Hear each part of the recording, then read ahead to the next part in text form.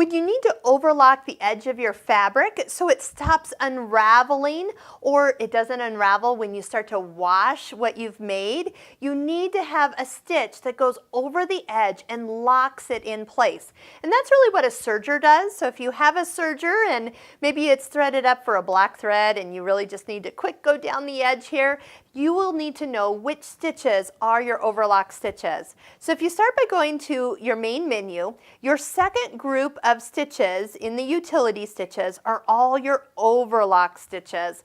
Let's start with stitch number 6. And if you are unsure which one to do, that question mark could define that particular stitch. So the overlock stitch, seam and overcast stretch fabrics all in one step. But you can also use it on woven fabrics. Notice which foot it has us use.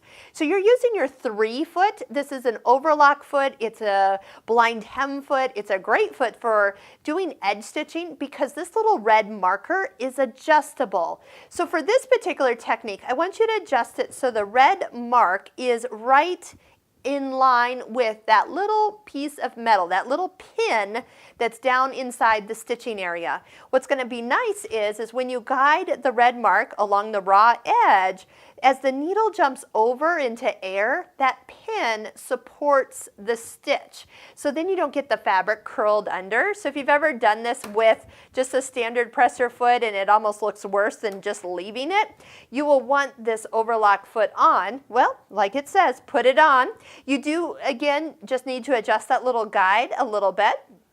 If you're unsure where to start, where to put the fabric, make sure you push the down button and then push it again. And the fabric is loose, but the foot is much closer to to the fabric, so you can really see if you're going to line up nicely. And then just go ahead, keep your eye on the front of the foot, and it will perfectly guide this fabric, keeping the stitch nice and even along the edge. You can do this with just a single layer. You can do it after you've sewed your seam. You can then come back and kind of overlock both layers at once. Look how perfect that is. And I guarantee that I can't pull any more threads off that edge now that it's been secured. So any stitch really that jumps over the edge, and all of these do because they're overlock stitches, they just do it in different configurations, they will all give you that same result.